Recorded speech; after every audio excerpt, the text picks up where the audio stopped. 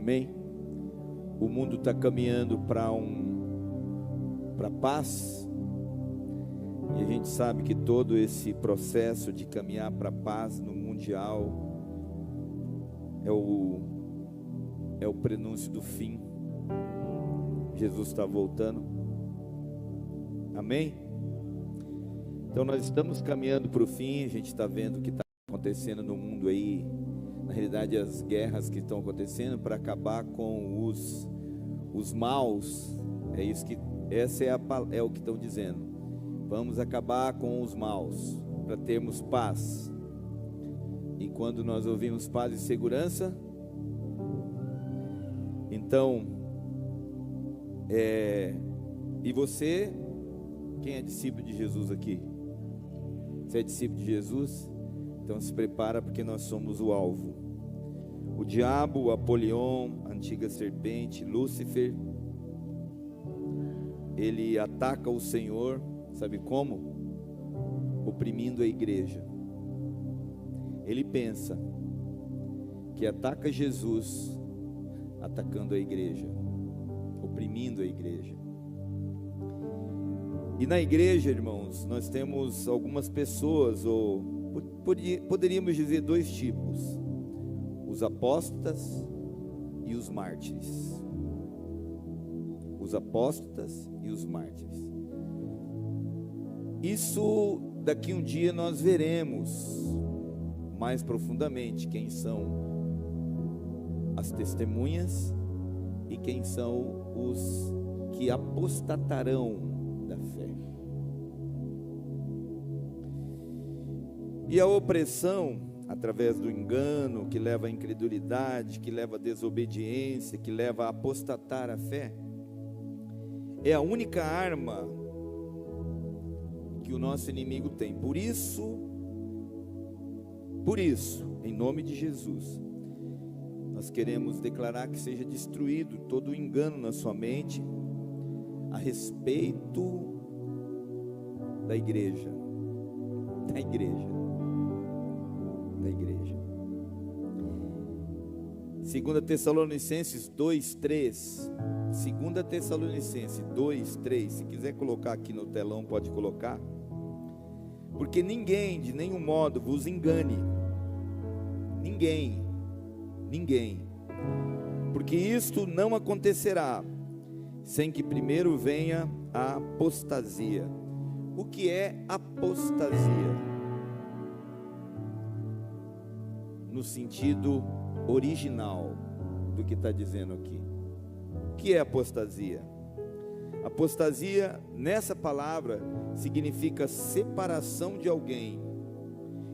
E diz assim: acontecerá que primeiro venha a apostasia e seja revelado o homem da iniquidade, o filho da perdição.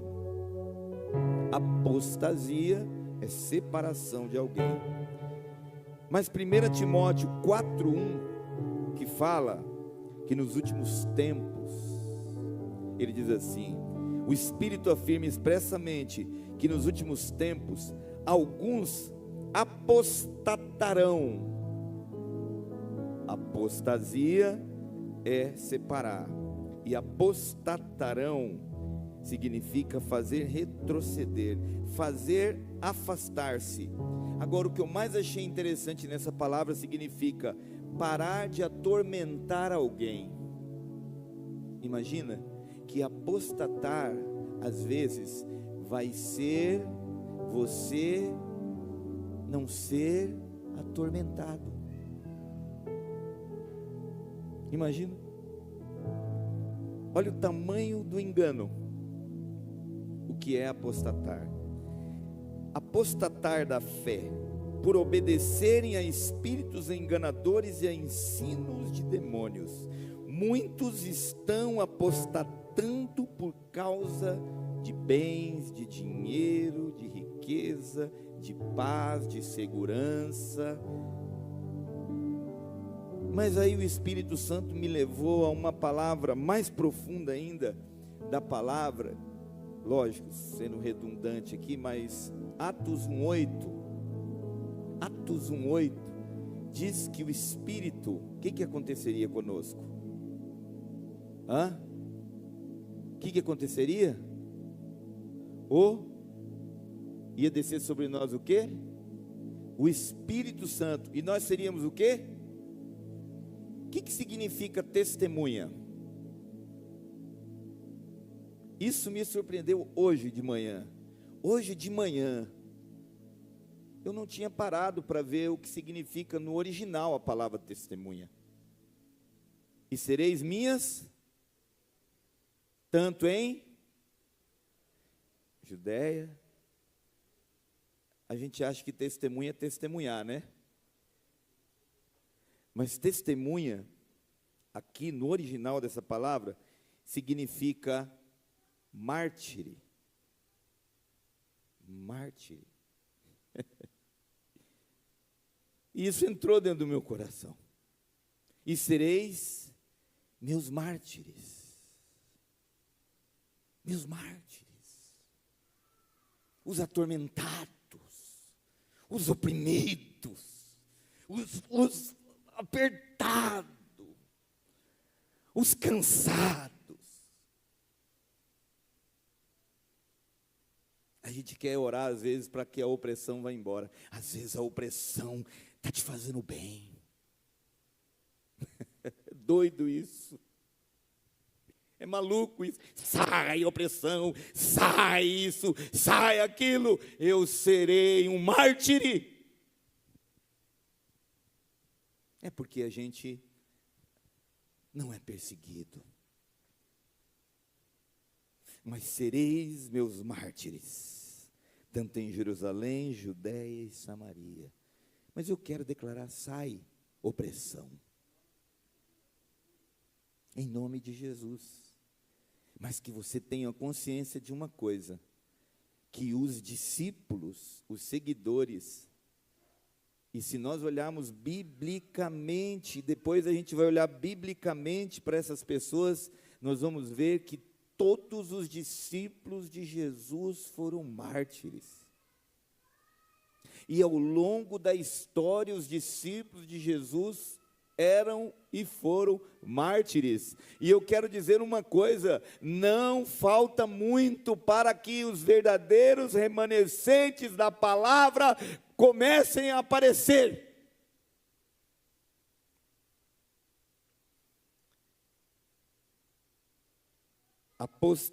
Apostatarão significa parar de atormentar alguém. Os que apostatarão da fé vão obedecer espíritos. Sabe por quê? Porque ele não é a paz, e ele não tem como te dar a paz. Mas eu conheço uma geração que às vezes está oprimida, cansada, é como se fosse espremer, mas tem paz. Os discípulos de Cristo têm paz.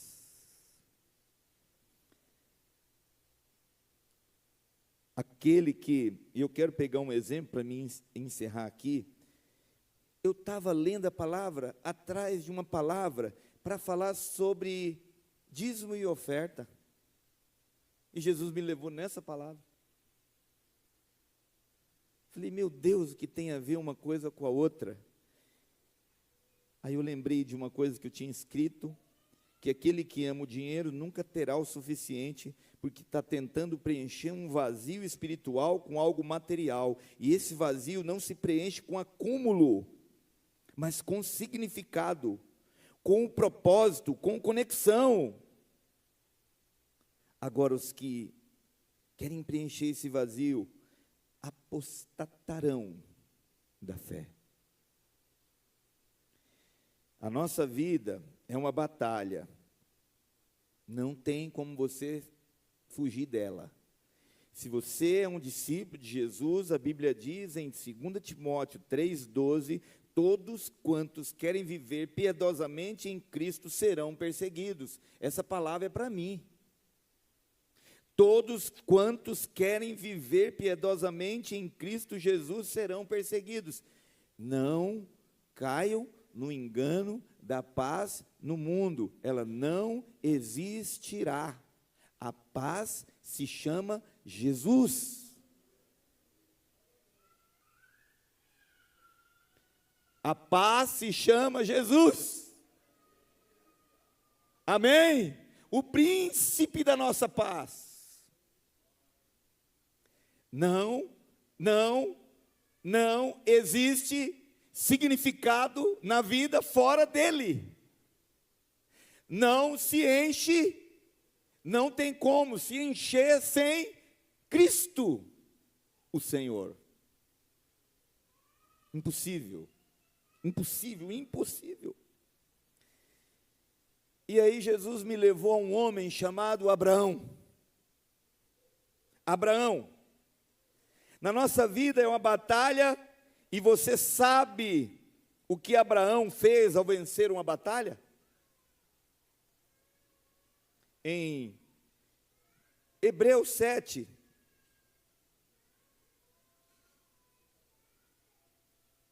a partir do 1, diz assim: porque este Melquisedeque, rei de Salém, sacerdote do Deus Altíssimo, que saiu ao encontro de Abraão quando voltava da matança dos reis e o abençoou, para o qual também Abraão separou o dízimo de tudo. Primeiramente se interpreta rei da justiça, depois também é rei de Salém, ou seja, rei da paz. Rei da paz. Sabe para quem que Abraão estava entregando o dízimo? Na mão de quem? De quem? Jesus. Por isso que está no novo, porque se estivesse no velho, tem alguns que ainda estavam na velha aliança. Para quem escuta espírito do engano, mas está aqui, que depois de uma batalha, ele adorou a Deus, dando tudo das prioridades daquilo que Deus tinha colocado na mão dele. Adorou a Deus. Ele deu o dízimo nas mãos de Jesus. Melquisedeque era uma das figuras de Cristo. E era uma das maneiras que poderia agradecer a Jesus por sua vitória contra a apostasia. Porque o diabo, Apolion, Satanás, Lúcifer, ele quer que você não ame a Cristo, não ame teu irmão, não ame a igreja. Comece a murmurar, criticar, reclamar. O inimigo da tua vida, ele quer te oprimir, a te levar à incredulidade, sabia? Ele quer te trazer um significado, um preenchimento, um acúmulo, onde não se encontra fora do Rei da Paz. Nessa manhã, falando nessa conexão poderosa, por que você não adora a Deus com aquilo que Ele te dá o mês inteiro? Chega naquele dia que você vai receber, sabe qual é esse dia? É o dia em que você venceu a batalha, e que Ele te deu vitória. E aí você glorifica Ele, e exalta Ele, dizendo: Tu és o Rei da minha paz, do meu sustento, da minha casa, da minha despensa, da minha gasolina, do carro, da casa, da minha esposa, dos meus filhos, da minha saúde, da minha força, do meu vigor, de eu estar em pé, dos meus irmãos, da tua igreja, da tua mão poderosa, da tua vida. Por isso que Abraão, diz a Bíblia, considerai, pois, como era grande esse, a quem Abraão, o patriarca, Hebreus 7,4, pagou o dízimo tirado dos melhores despojos. Dos melhores despojos. Nós damos do que sobra. Ou nem damos. Nós pensamos como vou dar. Nós pensamos em como nós vamos incrementar, como é que nós vamos fazer, porque pode faltar, ou pode assim, ou pode assado. Mentira! Apolion, Lúcifer, mentiroso. Sabe por quê, gente? Nós não estamos falando aqui de necessidades de Deus. Nós estamos falando aqui de fé, de adoração, de comunhão. Nós estamos falando do rei de Salém, sem genealogia, sem, como diz a Bíblia, não tinha nem fim de existência, feito a semelhança ao Filho de Deus, permanece sacerdote perpetuamente. É a esse que adoramos, o Rei da Paz. O Rei da Paz. O Rei e Senhor. Eu quero encerrar aqui, que esse texto é muito rico. É muito rico. Toda palavra é rica.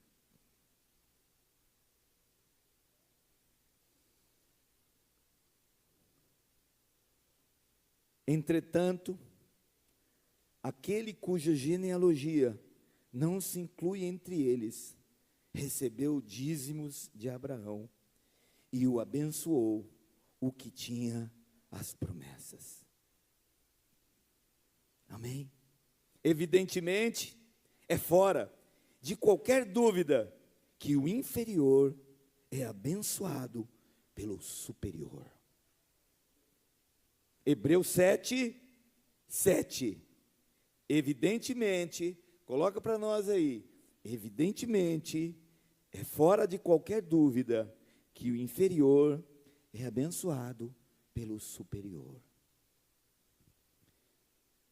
Estão tratando isso aqui como algo, veio uma palavra na minha cabeça, mas não sei se, mas estão tratando isso aqui de uma forma leviana.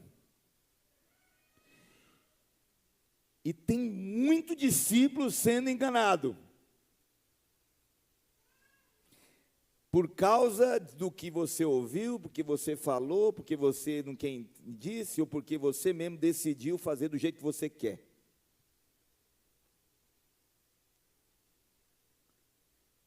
Mas a Bíblia é clara. A Bíblia, ela por si só se revela. Ela por si só fala com a gente. Que quando Abraão cumpriu, considerou, entregou, adorou, separou do que tinha de melhor,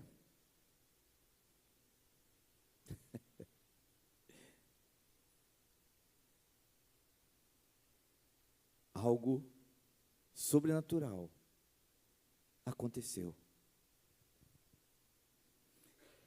Se você espera em Cristo,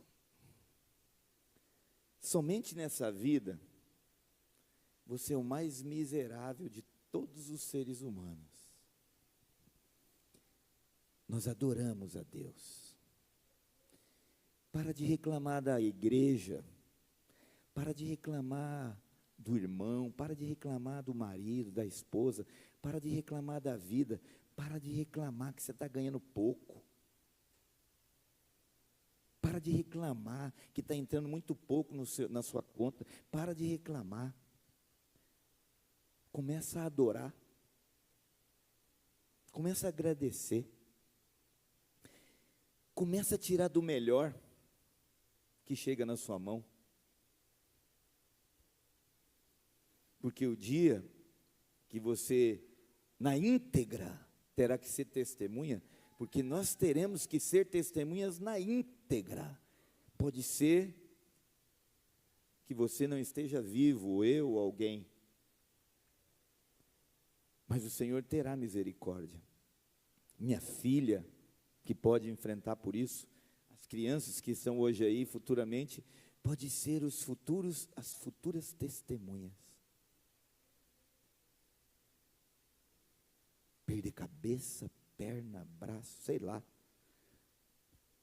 Tomara que isso não aconteça, porque, falar Apocalipse, vocês vai falar que qual linha que é. Não. A Bíblia fala que as testemunhas serão em Jerusalém, Judeia, Samaria, até os confins da terra. Mas o que Deus quer falar conosco hoje é: você está sendo perseguido?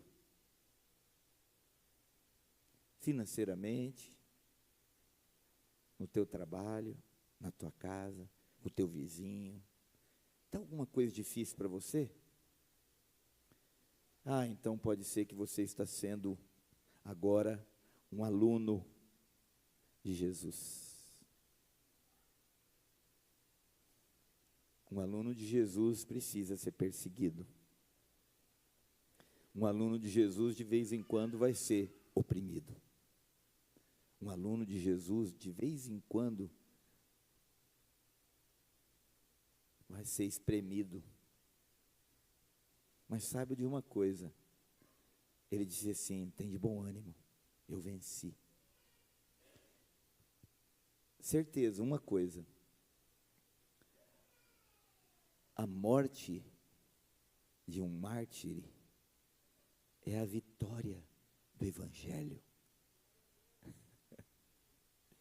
A morte de uma testemunha é vitória do Evangelho.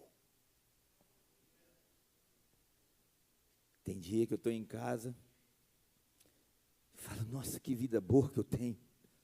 Meu Deus do céu. Tem alguém agora morrendo por Jesus e eu estou aqui de boa, deitado no sofá, com o celular na mão, olhando o Instagram. E tem alguém morrendo. Oh, Jesus. É assim? Vou fazer o quê? Amém? Quantas testemunhas de Jesus tem aqui? Você é uma testemunha de Jesus? Então adora Ele. Como Abraão, que venceu a batalha e adorou a Ele com os melhores despojos. Pensa numa coisa: quando chegar final do mês ou começo do mês, não sei, o dia que cair um dinheiro na sua conta ou o teu pagamento, saiba de uma coisa: são aquilo que Deus te deu através de uma grande vitória. Sabe por quê? Porque os discípulos de Jesus são a escória da terra. Os discípulos de Jesus não são dignos de estar aqui, mas nós estamos aqui para resgatar muito mais daqueles que Jesus quer resgatar. Amém? Glória a Deus. Parece uma palavra contraditória de tudo que a gente ouve, mas é o que a Bíblia nos diz. Não sou eu. Não é um profeta do caos e nem um profeta do medo, porque na realidade, quem é o nosso Senhor é o Rei da Paz. paz. Imagina aqueles que estavam sendo cortados a cabeça em paz, o leão comendo e eles em paz. Imagina Paulo apanhou, cantando. Nós não sofremos nada, gente. Me perdoe. Nós temos uma vida muito boa. Então, agradeça a Deus. Com os melhores despojos que Deus colocou na tua mão, todo mês, toda semana, todo dia, toda hora, para a glória de Deus. Se você está roubando a Deus, com aquilo que Ele está te dando, se arrependa, em nome de Jesus. Adore a Ele, com tudo que você tem. Tudo que você tem. Deus não quer o dinheiro, Deus quer teu coração. Deus não quer teus bens. Deus quer te tirar da mão de Apolion, de Lúcifer. Que ó, uma coisa, não tem poder nenhum, esse que eu falei. Nenhum. O único que tem poder é o nosso Senhor. Por isso que ele acha que oprimir a gente, tentar nos apostatar, eu vou destruir a igreja. Ele pensa que ataca Jesus, e Jesus diz para nós, pode morrer, filho, fica tranquilo, morre, pode morrer, sofre, filhinho, sofre, fique em paz, pode sofrer, porque o que eu tenho para você, você não tem ideia, ainda não chegou no teu coração. Obrigado, Jesus, pela tua palavra, e que nós possamos nos arrepender. Eu e minha casa queremos te servir com os melhores despojos daquilo que nós conquistamos durante a batalha do mês, da semana, do dia, da hora. Recebe a nossa adoração nessa manhã, Pai. Não queremos te honrar apenas com os lábios, queremos te honrar com a nossa vida, Pai, com tudo que temos e com tudo que somos. Venha o teu reino, Senhor. Seja feita a tua vontade, em nome de Jesus. Amém. Aleluia. Beto vai ministrar para nós propósito eterno. Aleluia. Não é para murchar não, irmãos, é para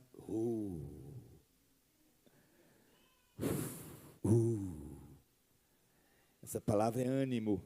Amém? Sabe por quê? Porque você identificou alguma opressão, você percebeu alguma luta na tua vida? Então, você está no caminho certo. Esse é o caminho dos discípulos de Jesus. Você crê nisso? Amém? Diga aí para o teu irmão então, esse é o caminho. Esse é o caminho. Semelhante a Jesus. Obrigado, Jesus, que o Beto seja e continue sendo instrumento do Senhor para proclamar a vida, a obra, a ordem do nosso Senhor Jesus. Jesus, nós continuamos sendo seus adoradores, que nós sejamos preparados para o dia a dia, para a hora, para o tempo, e obrigado por esse tempo de hoje, que o Senhor nos prepara. Obrigado, Pai. Obrigado por essa manhã, obrigado por tudo que o Senhor já tem feito. Nós te louvamos em nome de Jesus. Aleluia. Aleluia. Vamos continuar o que o Senhor está falando conosco sobre fundamentação. Nós estamos sendo inseridos, concretados, edificados ou fundamentados mesmo naquilo que diz respeito sobre quem somos. E hoje a gente vai começar a estudar sobre a vida e a obra de Jesus, que nós chamamos das verdades de Jesus. São fatos, desde já grava aí, deixa o Espírito Santo te convencer. Nós vamos falar de fatos, de coisas que aconteceram, que são verídicas. Tá?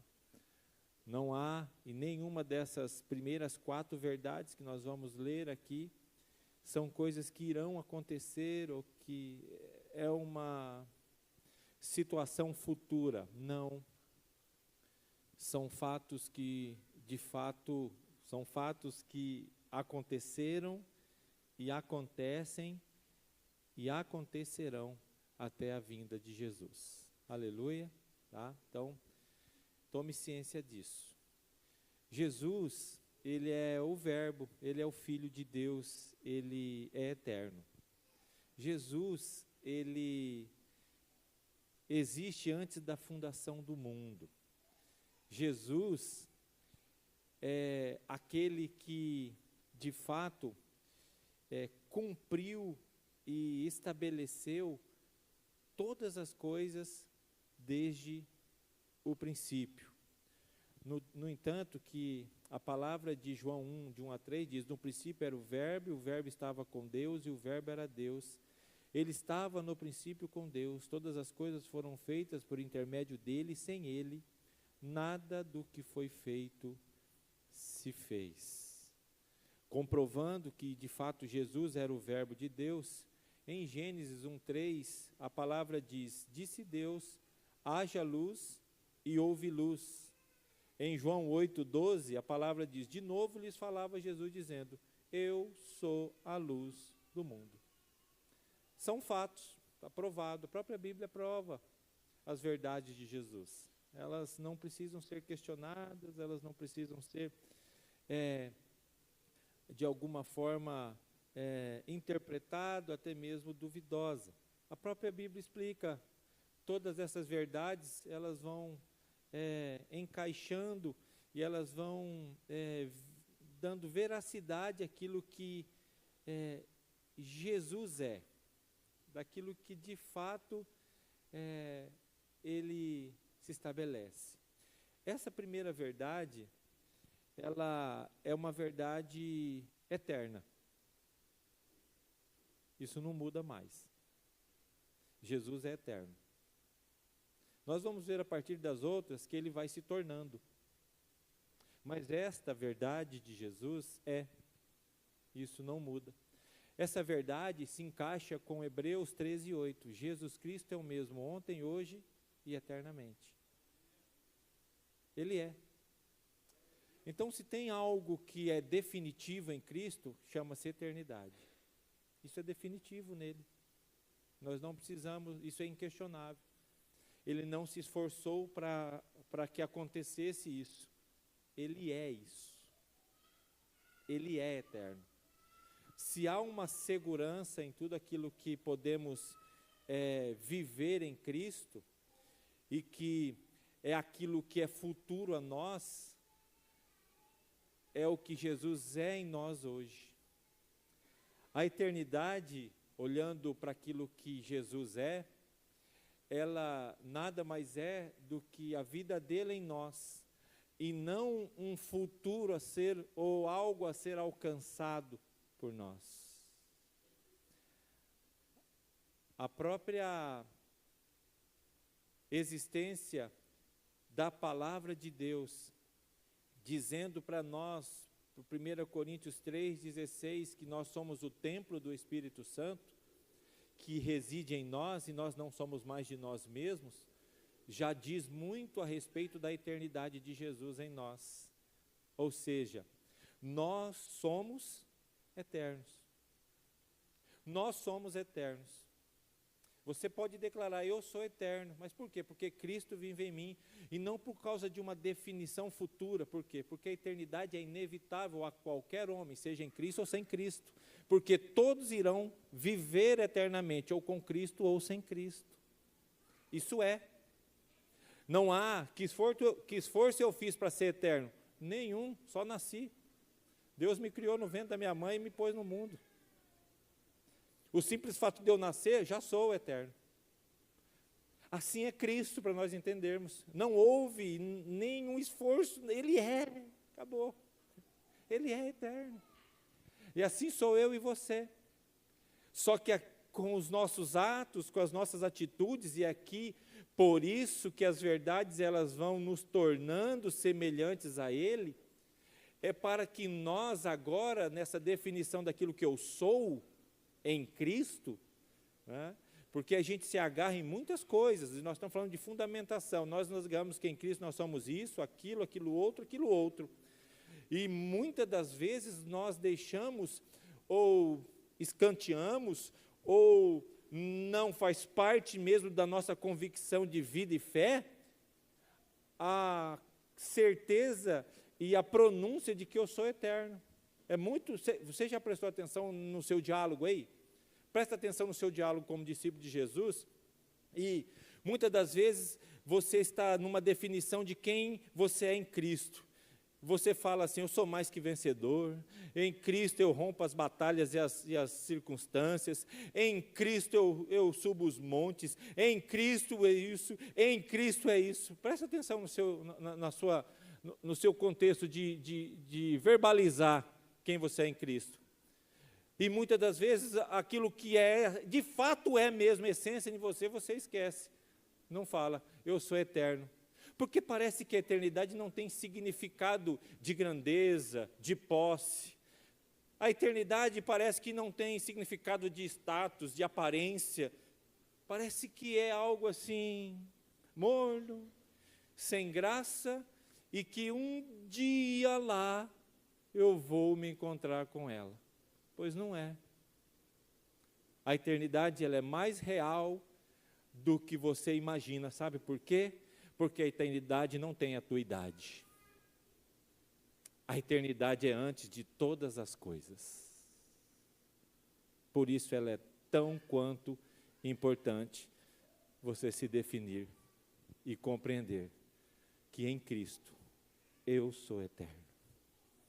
Em Cristo nós somos eternos. Aleluias, aleluias. No princípio era o Verbo, e o Verbo estava com Deus, e o Verbo era Deus.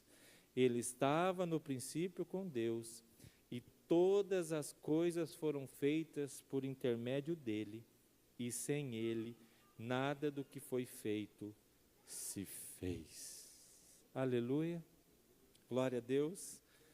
Defina isso dentro de você, deixa o Espírito Santo te convencer nessa manhã, ele vai te definindo. Você é eterno. Eu sou eterno, nós somos eternos, nós somos criados para viver. Só que agora me abre o leque de quem eu sou eterno. Só que agora eu nasci num mundo jaz do maligno, cheios de situações e circunstâncias, e que agora todas as próximas verdades, elas me definirão a eu andar em Cristo, ou eu a andar sem Cristo. Agora que o bicho pega nessa expressão.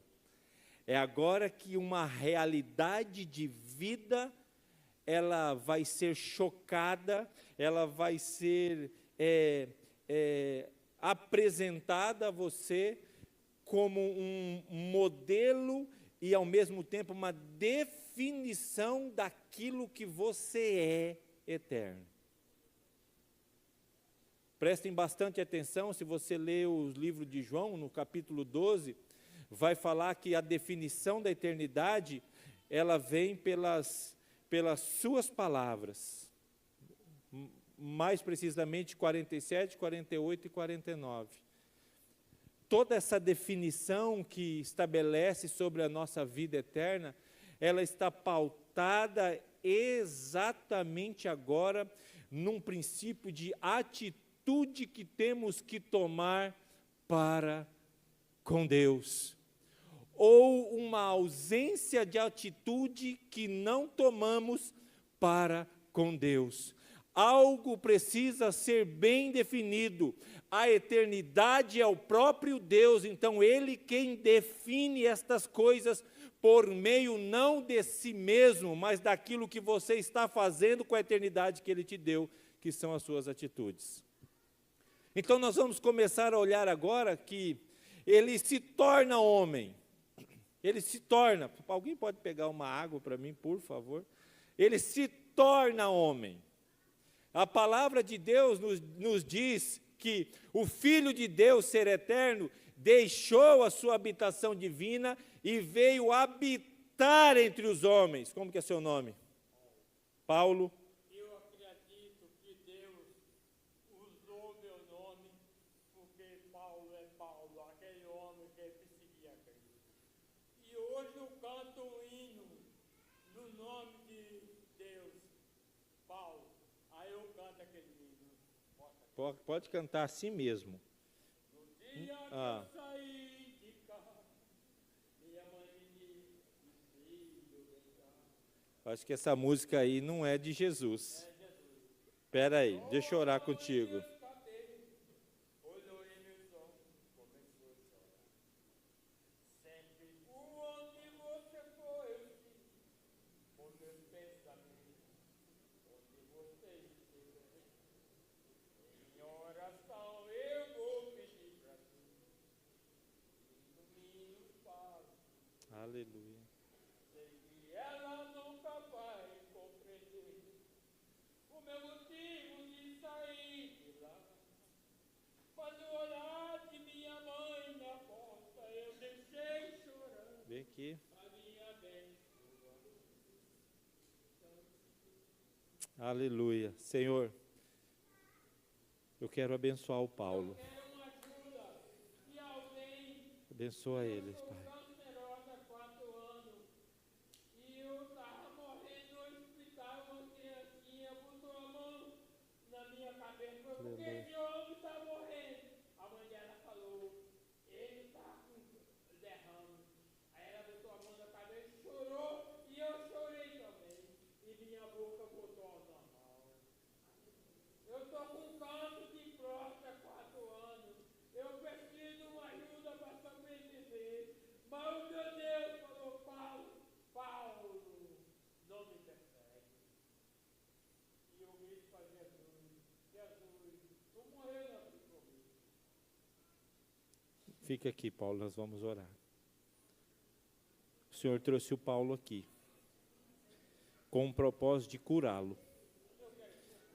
O Senhor não quer curar somente o corpo físico do Paulo. Nós estamos falando de uma eternidade aqui. Que Paulo, nesta manhã, com a lucidez do Espírito, possa, em nome de Jesus, se render aos pés de Jesus Cristo e deixar o Senhor governar para a glória e honra do nome de Jesus. Porque onde Jesus entra, em nome de Jesus, em nome de Jesus, em nome de Jesus, em nome de Jesus, em nome de Jesus, em nome de Jesus, em nome de Jesus, em nome de Jesus.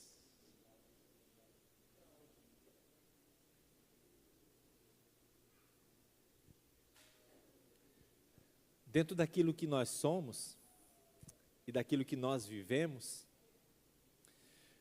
nós estamos agora dentro de um contexto de nos tornar homens, indivíduos. Agora nós somos alguém, agora nós de fato nascemos em Adão. Nós agora vivemos e viemos a existir como homem. Assim foi Jesus, o Filho de Deus, eterno, que nunca perderá essa essência natural dele, deixa agora a sua habitação, eternidade, e vem habitar entre os homens nesse contexto aqui de mundo. Tá? Para que ele faz isso? João 1,14 diz, e o Verbo que se fez carne, habitou entre nós, cheio de graça e de verdade, e vimos a sua glória como do unigênito do Pai. Preste atenção que todo o contexto de vida vitoriosa de Cristo ela tem uma base que é essencial à eternidade. Se nós formos agora, a partir de agora, estudar todas as 8 verdades, a base das verdades de Cristo chama-se eternidade. Por que ele foi tão bem sucedido como homem? Cumpriu a missão do Pai. Porque algo ele não abandonou, que era a sua eternidade, de quem ele é. Se você começar, se eu começar, se nós começarmos a conscientizar de que de fato nós não somos daqui, que de fato isso aqui é passageiro, que de fato nós somos peregrinos, estamos numa estadia de anos por aqui, você não vai somente se sentir incomodado por dentro por pensar isso, se sentir menosprezado ou desprezado por viver isso um tempo aqui. Não. Você vai apenas continuar a inserir, a trazer convicção para dentro de você daquilo que Cristo está querendo te conduzir a ser e quer tomar a sua cabeça, quer tomar a sua mente, Ele quer tomar tudo que tem em você para que você, de fato, seja como Ele. Nós vimos algumas semanas atrás sobre o propósito eterno e nós vimos que é ser uma família de muitos filhos semelhantes a Jesus. E quando nós agora estudamos as verdades de Jesus, nós paramos num ponto chamado qualidade, que é ser semelhante a Jesus. A partir de agora que eu reconheço que sou eterno, o meu modelo de vida é eterno, tem uma referência, não 2 referências, não 3 referências, mas existe uma referência, o Cristo. Por isso que nós, discípulos de Jesus, priorizamos a nossa vida, a nossa conduta, e aqui eu quero pegar um pouquinho daquilo que nós já recebemos como ministração, que é a visão panorâmica da obra, que lá fala que o discípulo, para ser conforme a imagem de Jesus, vai dizer de unção, vai dizer de carisma, vai dizer de caráter. Nós precisamos agora agregar toda essa convicção dentro de nós, mas se nós não tivermos a convicção da eternidade em nós, nós não vamos conseguir vencer as batalhas. O mundo vai sobressair sobre nós, e aí tudo aquilo que a Bíblia diz para não fazermos, nós vamos acabar fazendo, como diz Paulo, porque a Bíblia vai falar assim, não ame o mundo, mas nós não temos convicção da eternidade, o mundo é tudo para nós. E não que o mundo se torne desprezível a nós, não, mas é que a eternidade dá valor ao mundo que vivemos. A eternidade, ela principia, ela norteia, ela dá rumo ao caminho de todo aquele que crê que Jesus Cristo é o seu Senhor. Então está facilitado o plano de Deus para nós, porque agora viver aqui e como alguém que caiu de paraquedas, não, o discípulo não é alguém que caiu de paraquedas neste mundo. O discípulo é aquele que foi feito por a eternidade, construiu dentro de um ventre, a eternidade entrou dentro do ventre, construiu você e eu e nos colocou no mundo. Só que não nos colocou com uma paraquedas, nos jogou de lá do alto, não. Nós viemos e a partir do ponto que nós compreendemos por que estamos aqui, ele referencia uma pessoa, um modelo para ser seguido. Não se vive aqui de qualquer jeito. As verdades, elas existem para isso. Ele se tornou homem, porque agora ele quer algo que Filipenses 2, de 5 a 8 diz, tende em vós o mesmo sentimento que houve também em Cristo Jesus, pois ele, subsistindo em forma de Deus, não julgou como usurpação ser igual a Deus, antes a si mesmo se esvaziou, assumindo a forma de servo, tornando-se em semelhança de homens, e reconhecido em figura humana, a si mesmo se humilhou, tornando-se obediente até a morte, e morte de cruz. Está comprovado. Jesus veio mesmo como homem. Ele viveu aqui a sua vida, os seus anos, que para nós achamos pouco, 33, mas foi o suficiente para cumprir uma missão. O que se estabelece em todo esse princípio do eterno se tornar homem, é aquilo que Pedro vai dizer na sua carta de 1 Pedro 2:21. Porquanto para isto mesmo vocês e nós, eu e você, fomos chamados, pois que também Cristo sofreu em vosso lugar, deixando-vos exemplo para seguirdes os seus passos. Por que ele se tornou homem? Para que eu e você sigamos os seus passos. Não é de qualquer jeito que se vive aqui. Não é hierarquia familiar que determina como você vive aqui. Não é os recursos financeiros que determina como você vive aqui. Não é a educação que você recebeu do governo ou de si mesmo que rege como você deve viver aqui. Se nós cremos exatamente naquilo que nós estamos vivendo, e aqui a gente passa por um livretinho chamado Primeiros Passos, e lá fala sobre a palavra de Deus, e bem no início desse livretinho vai falar assim, ela é a bússola que conduz todo discípulo a viver a vida de Cristo. O que é bússola? Bússola é para quem que nasceu, está meio desorientado, e de repente nesse ambiente começa a se orientar, e viver agora exatamente, compreender por que ele existe. E a verdade de Cristo, Jesus se tornando homem, é para dar credibilidade a mim e a você, de que agora nós temos uma referência de vida, de conduta, de caráter a ser vivido.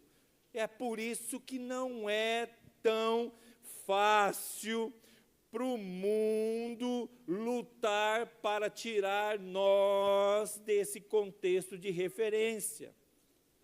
Todo ser humano, por ter sido criado pela eternidade, ele tem um ponto de referência na sua vida. Você pode pegar aí. Você sempre vai ter um ponto de referência. Se eu gosto de economia, eu vou ter um economista de referência. Se eu gosto de política, eu vou ter alguém que fala sobre isso como referência. Se eu gosto de esporte, eu vou ter alguém, um comentarista como referência. Sempre vai ser assim. Porque a eternidade te fez para se referenciar em alguém. Só que o mundo vai colocando estas referências para nutrir a sua total referência a Cristo. E agora você compartilha um pouco das referências e Cristo não é mais a sua essência, o seu maior amor. Porque talvez o comentarista tal é uma referência, talvez o comentarista político tal é a sua referência, talvez o médico tal é a sua referência, talvez isso é a sua referência. E você não é dotado de tirar de você e continuar o mesmo. Só Deus é suficiente em si mesmo. Só Deus é capaz de tirar dele, dar ao Filho e continuar sendo Deus. Você não continua o mesmo. Se você tirar algo de você, você perde. Por isso que nós temos que nos excluir dessas referências que a gente tenta armazenar dentro de nós. É por isso que o Evangelho não é mais como o Evangelho que nós conhecemos há anos atrás. Porque a gente vem criando referências.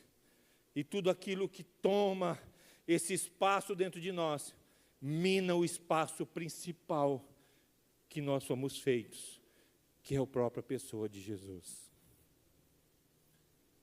Tende em vós, segue os passos.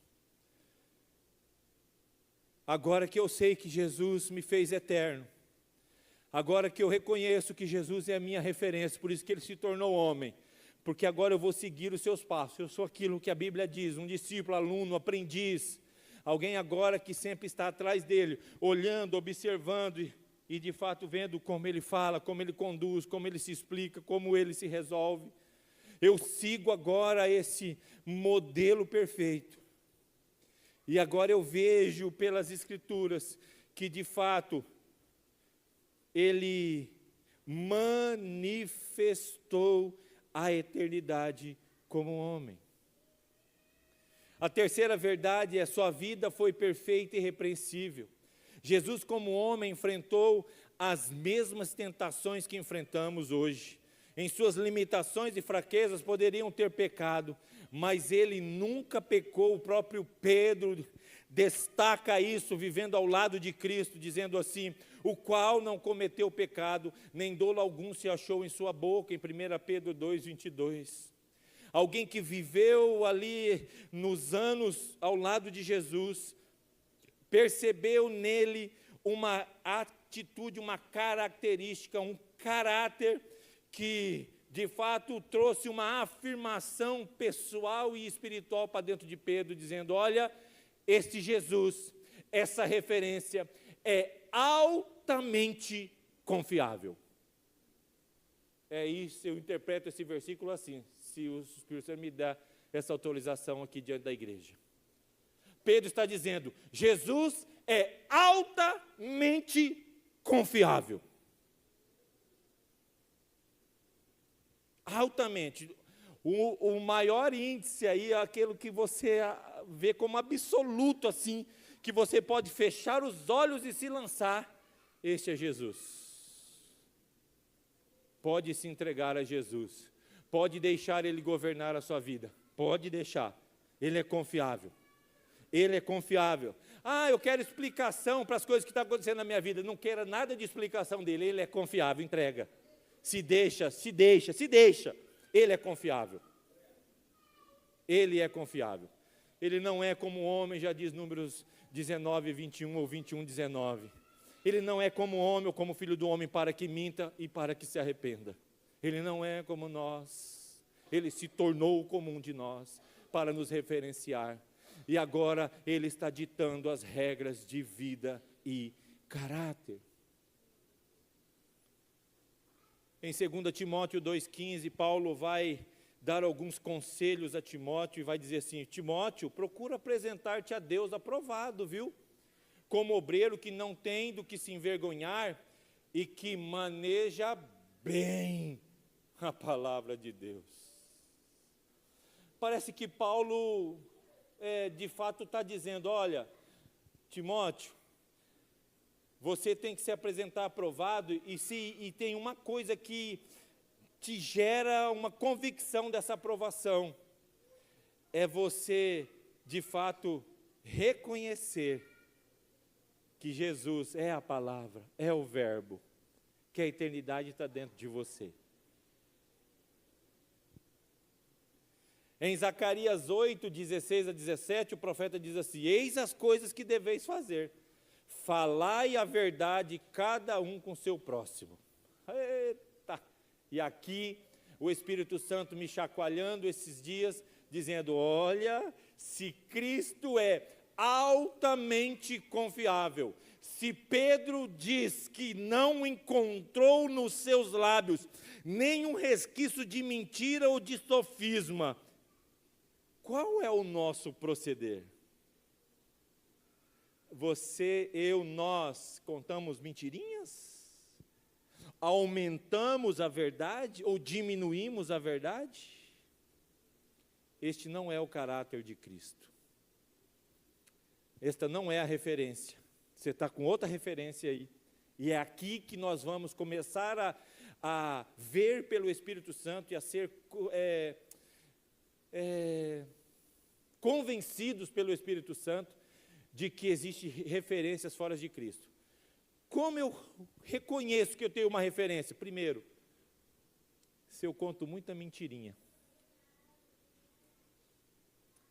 Se eu falo muita coisa a mais ou se eu falo muita coisa a menos. Você está com uma referência aí, disputando com a referência principal da sua vida. E aqui, eu quero, pelo Espírito Santo, ter acesso ao seu coração, à sua mente, como ele tem. De que essas palavras aqui, de fato, permeiem dentro de você, dizendo: não, eu não posso viver assim. Eu não posso ter um caráter duvidoso. Eu não posso ter uma atitude duvidosa. Eu não posso me comprometer de forma duvidosa. Eu não posso me expor de forma duvidosa. Eu não posso falar ou fazer coisas que duvidem daquilo. Esses dias, ouvi um vídeo, e eu estava tentando descobrir quem era aquele irmão, e aquele irmão era o mesmo que liberou a palavra da família lá em Porto Alegre, o filho do Ivan Baker. Eu esqueci o nome dele, é o Baker, Daniel Baker. Ele está falando assim, algumas coisas que a gente utiliza para confirmar se é de Deus na nossa vida ou não. Primeiro, ele faria no meu lugar? Segundo, ele aprovaria o que eu estou fazendo? Terceiro, é da vontade dele mesmo que eu faço? Aquilo entrou dentro de mim dizendo, isso é caráter. E o Espírito Santo começou a me convencer que isso é caráter. E caráter é exatamente isso. E por esses dias que também me passou, tudo aquilo que envolveu a enfermidade da Nádia, e o Espírito Santo, desde o começo, começou a mudar, e a ministrar lá dentro, dizendo, compartilhe a verdade. Compartilhe a verdade. Fale a verdade, fala como está, fala o que realmente está acontecendo e divide com a igreja, divide com os irmãos, divide com muita gente. Foi a primeira vez que eu tomei essa iniciativa pessoal em Cristo, de dividir tudo o que estava acontecendo nesse ambiente.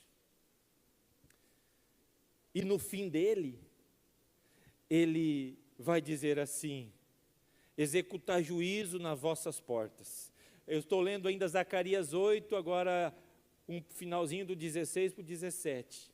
Executar juízo nas vossas portas, segundo a verdade, em favor da paz. Nenhum de vós pense mal no seu coração contra o seu irmão, nem ame juramento falso, porque a todas estas coisas, eu vou substituir a palavra aborreço pela palavra, porque todas estas coisas não convergem em mim, diz o Senhor. Nós vivemos o Evangelho para que tudo aquilo que diz respeito ao nosso caráter tenha uma convergência a Cristo, bata, encaixa, como aquilo que nós ouvimos na palavra, tem que acertar o alvo.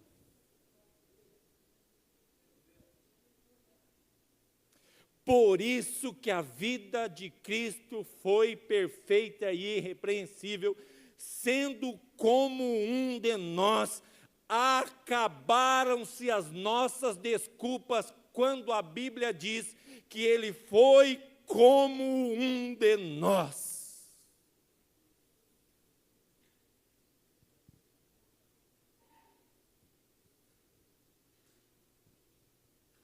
Para continuar, essa referência agora nos fala, sua vida foi tremenda e grandiosa. Muitos milagres, prodígios e sinais Jesus fez entre os homens, e tudo que ele fazia e realizava era sempre na dependência do poder do Espírito Santo. Atos 10, 38 diz, como Deus ungiu a Jesus de Nazaré com o Espírito Santo e com poder, o qual andou por toda parte fazendo bem e curando todos os oprimidos do diabo, porque Deus era com ele. Em Mateus 12, 10, achava-se ali um homem que tinha uma das mãos ressequida.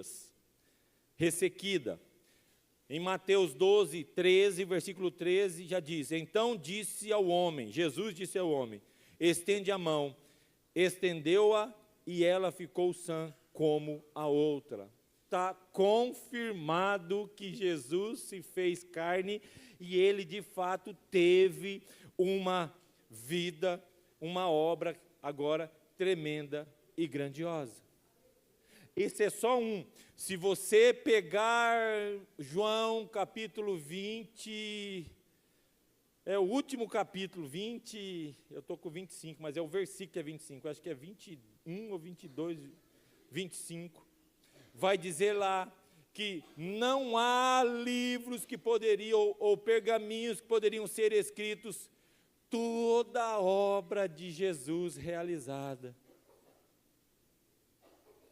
Aí eu penso e você pensa, se Jesus viveu 33 anos, teve 3 anos de ministério, e eu e você achamos pouco tempo, imagina a vergonha que nós podemos passar se nós formos contar assim, porque se em 3 anos ele fez coisas que não haveria coisas para escrever, eu já tenho 47 e eu acho que tem muita página em branco. E aí eu fico com aquele senso de dó, Jesus poderia mudar mais, viver mais. Uma coisa é pré-estabelecida em Cristo, e tudo aquilo que é estabelecido em Cristo se estabelece a mim e a você. Tudo que diz de Cristo diz sobre mim, sobre você, porque nós somos o seu corpo, a sua igreja, certo?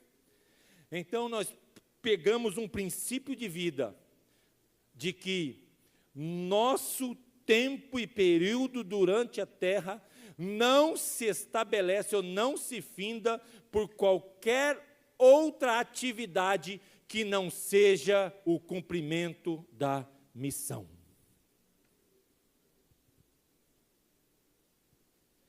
Jesus não foi porque a cruz o crucificou. Por quê? Porque ela não foi possível retê-la, já diz a própria Bíblia. Então Jesus não morreu porque a cruz, porque aqueles cravos, porque aquilo se enfiou aqui nele. Não, porque a Bíblia mesmo relata que ele venceu aquilo ali. Aquilo não era possível reter ele. Então, se não era possível reter ele, o que aconteceu? Por que tudo aconteceu? Porque ele cumpriu a missão. Ah, porque agora eu estou debaixo da enfermidade, disso, daquilo, e parece que a morte está próximo de mim. Calma, se de fato vai chegar esse período na sua vida, porque ele vai mesmo, vai chegar no tempo, e creia nisso, no tempo que você encerrou a sua missão. Há um pretexto no mundo para que isso aconteça, uma enfermidade, uma cruz, um mártir, como ouvimos aqui. O mundo está cheio de coisas para isso acontecer, cheios de situações para isso acontecer.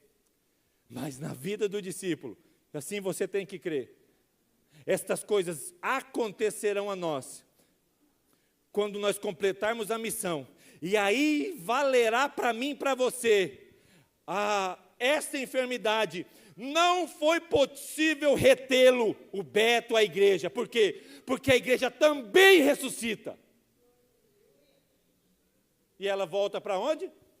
Lá para onde Jesus é, eterno, para a eternidade. Então não vai pensar que é o fim. Uma enfermidade, um acidente, uma catástrofe, algo. Não. Para o discípulo, essas coisas não são capazes de retê-lo, de detê-lo, de te deter.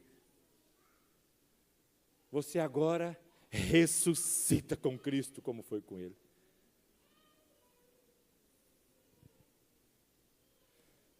Essa obra é tão grandiosa, que Marcos 16, 17 e 18 vai dizer: estes sinais, apontando para Cristo, hão de acompanhar aqueles que creem. Em meu nome expelirão demônios, falarão novas línguas, pegarão em serpentes, e se alguma coisa mortífera beberem, não lhe fará mal. Se impuserem as mãos sobre enfermos, eles ficarão curados. Aleluias, aleluias. Esta é a referência que você precisa se conectar. Se você está desconectado dessa referência, se você está um pouquinho desajustado, não está numa sintonia legal com Ele, está na hora de você se sintonizar a Ele. Porque o tempo e a hora ninguém sabe, nem o Filho, senão o Pai. chegou a hora. Chegou a hora na minha e na sua vida. Ele não está tocando nesses assuntos porque ninguém sabe o que vai acontecer hoje ainda. Hoje ainda. E é tão interessante isso que as nossas experiências têm tudo a ver com isso. Como a gente acorda, vive o dia, vai para o trabalho e quando volta e à noite já está dentro de um hospital internado sem saber o que é. É a vida. Nós não acordamos aquele dia para isso tudo acontecer. Mas Ele tem falado, você não sabe de nada, confie. Então, esse ar, ou essa impressão, ou esse diálogo interno que muitas vezes nós temos para deixar para amanhã, para verificar um pouquinho mais, eu quero aqui que essas verdades pelo Espírito Santo te convença de que pela obra tremenda e grandiosa, e pela vida perfeita e irrepreensível, não há sombra de dúvidas e nem de variação sobre quem Jesus é e o que Ele fez.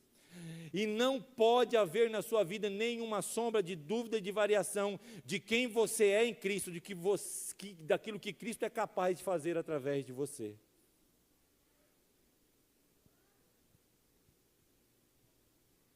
Que nós, como igreja, nos levantemos com ousadia e fé para cumprirmos e estabelecermos a vida e obra de Jesus em nós e através de nós. Aleluia. A vida dele não é só para você. É gostoso, é lindo, é maravilhoso viver a vida de Cristo. Mas ela é tão boa que ela pode ser replicada por esse mesmo Cristo que é tão bom em você. E Ele quer ser tão bom na vida do outro. Aleluia, glória a Deus. Para que tudo isso aconteça, vamos terminar dizendo, sou eterno. Você pode dizer, eu sou eterno. Eu sou eterno.